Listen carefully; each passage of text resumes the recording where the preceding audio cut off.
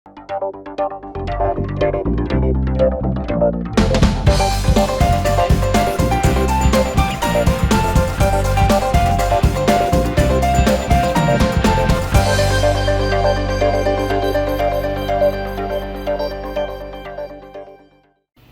to everyone. This is your host Ash Khan and you are watching Consumer Pakistan News Channel.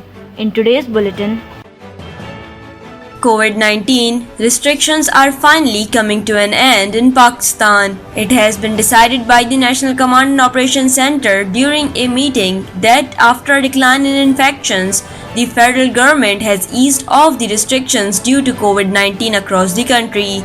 As per the decision, there will be no time limit on commercial activities as well as on amusement parks. Furthermore, the condition for public and private offices to enforce a 50% work from home policy for staff has also been withdrawn on an immediate basis. The NCOC has allowed indoor wedding ceremonies will be allowed from 15th March with stringent COVID SOPs. NCOC also intends to allow indoor dining, cinemas, and the opening of shrines from 15th March. However, a final decision will be made in the meeting on 10th March.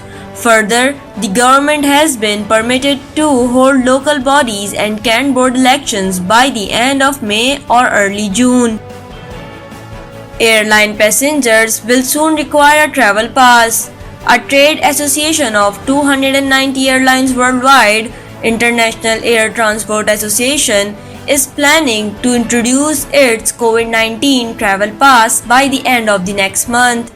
The IATA's COVID-19 travel pass is basically an application that will allow governments and airlines to collect, access, and share information on passengers' COVID-19 test and vaccination statuses. In an official statement, IATA said the move is aimed at resuming quarantine-free international travel and speeding up the recovery of the hard-hit aviation industry.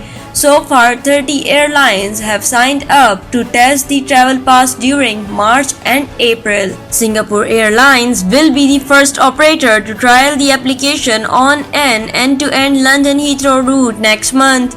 With the launch of Travel Pass and continued COVID-19 vaccinations across the world, IATA has estimated air travel to reach around 50% of the pre-COVID-19 pandemic level by the end of this year.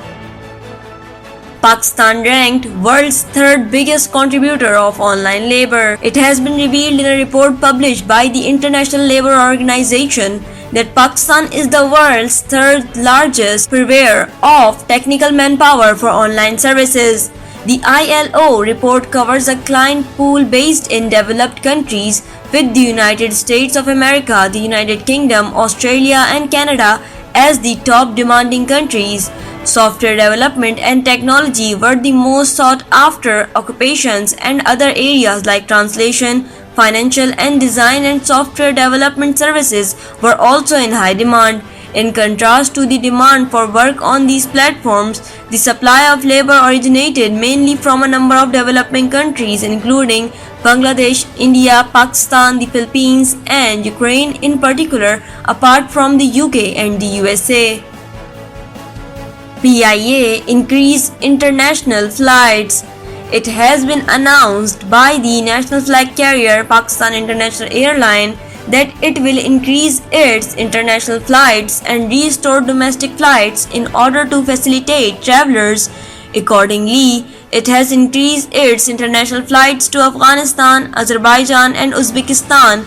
According to the spokesperson for the PIA, it will operate 5 flights between Pakistan and Kabul in the first phase, which will be increased to 7 flights in the second phase. The spokesperson announced that the airline will operate direct flights from Lahore to Baku from 14th March onwards twice a week.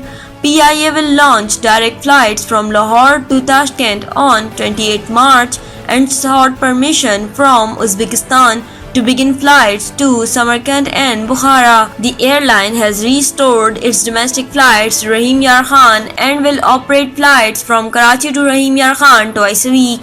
Additionally, its flight to Chitral that had been suspended because of the pandemic have also been resumed.